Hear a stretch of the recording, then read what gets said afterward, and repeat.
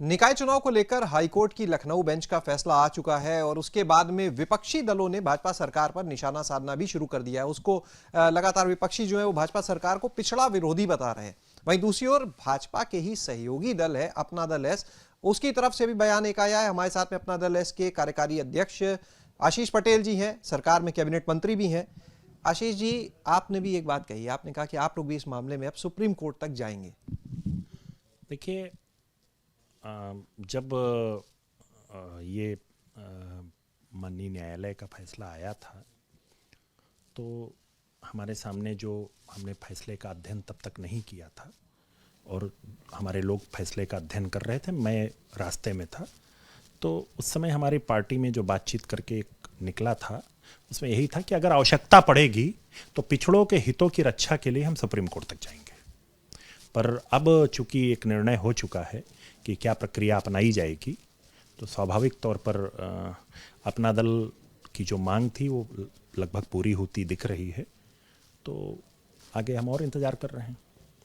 विपक्ष निशाना साध रहा है भाजपा के ऊपर, सहयोगी दल हैं आप ही भाजपा के। विपक्ष कह रहा है भाजपा जो है वो पिछड़ों की विरोधी, ओबीसी की विरोधी है, सपा बसपा दोनों ही।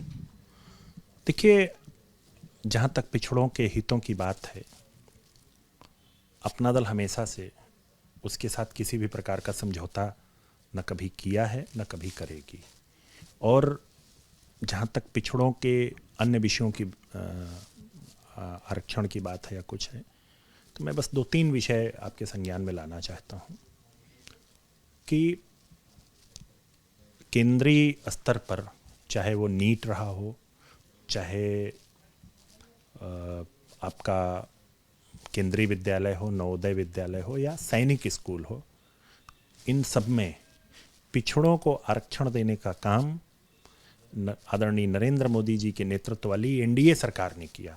हमारी नेता ने, चाहे नीट का विषय हो, चाहे केंद्रीय विद्यालय में आरक्षण का विषय हो, चाहे नवोदय विद्यालय में आरक्षण विषय हो, चाहे सैनिक स्कूल में पिछड़ों को आरक्षण न मिलने का विषय, जब भी माननीय प्रधानमंत्री जी के सामने ये विषय उठाया है, प्रधानमंत्री जी ने, माननीय गृह मंत्री जी ने उसको बड़ी संजीदगी के साथ लिया है और उस पर त्वरित कार्रवाई करते हुए उन जगहों पर पिछड़ों को आरक्षण देने का काम किया। तो मेरा तो सवाल ये है कि जब हमारे समाजवादी पार्टी के साथी सरकार में रहे हैं, चाहे प्रदेश में हो और चाहे भारत सरकार में रहे हों, तो वो विषय पिछड़ों से संबंधित उन्हें याद क्यों नहीं आए।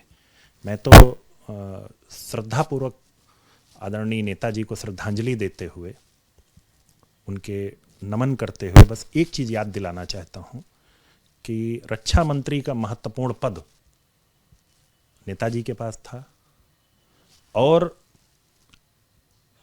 उस समय उन्हीं की बैसाखी से यूपीए की सरकार चल रही थी।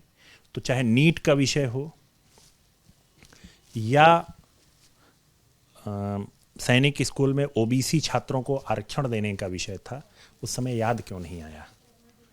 तो कथनी और करनी में बहुत अंतर है। जब हम सरकार में हैं तो करना नहीं है, और जब हम सरकार के बाहर हैं तो चिल्ला करके भ्रमित करने के लिए हम ये सब विषय उठाते हैं। एक आखिरी सवाल, सरकार की तरफ से जो अब निर्णय लिया गया है वो यही है कि कमीशन का गठन भी किया जाएगा, ट्रिपल टेस्ट भी कराया जाएगा, लेकिन आरक्षण देने के बाद ही चुनाव होगा, जरूरत हुई तो सुप्रीम कोर्ट भी जाएंगे। संतुष्ट हैं आप?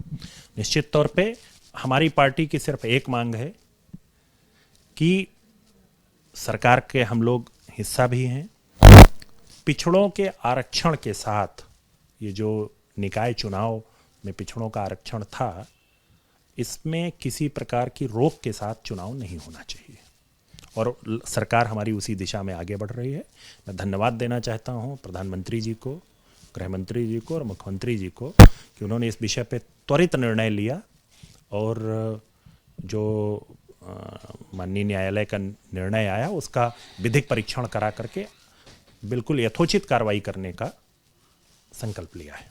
एक चीज़ देखिए आशीष जी और पूछना चाहेंगे, विपक्षी जो है एक सवाल जरूर उठा रहे हैं बार बार, वो कह रहे हैं कि इस तरह के मामले अन्य राज्यों में आए, कोर्ट के फैसले आ चुके थे, उसके बावजूद यहाँ पर जब उत्तर प्रदेश में चुनाव की तैयारी हुई तो पालन नहीं किया गया। तो जिम्मेदार क्या लगता है, अधिकारी हैं या सिस्टम है? आखिर कोई तो जिम्मेदार होगा जो लापरवाही इसे माना जाए।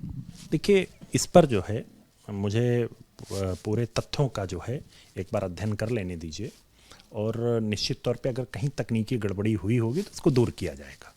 बहुत बहुत शुक्रिया बात करने के लिए। तो ये थे हमारे साथ में आशीष पटेल जी, जिन्होंने बताया कि फिलहाल जो सरकार की तरफ से निर्णय लिया गया उससे वो संतुष्ट हैं, और अपना दल एस की अगर बात करें तो सहयोगी दल तो है लेकिन पिछड़ों को साथ लेकर चलता है। उन्होंने कहा विपक्षी जो हैं जब खुद सरकार में रहते हैं तब पिछड़ों के लिए काम नहीं करते, लेकिन जब सत्ता से बाहर है तो जनता को भ्रमित करने का काम कर रहे हैं। कैमरा सहयोगी जितेंद्र के साथ शैलेश अरोरा, एबीपी गंगा, लखनऊ।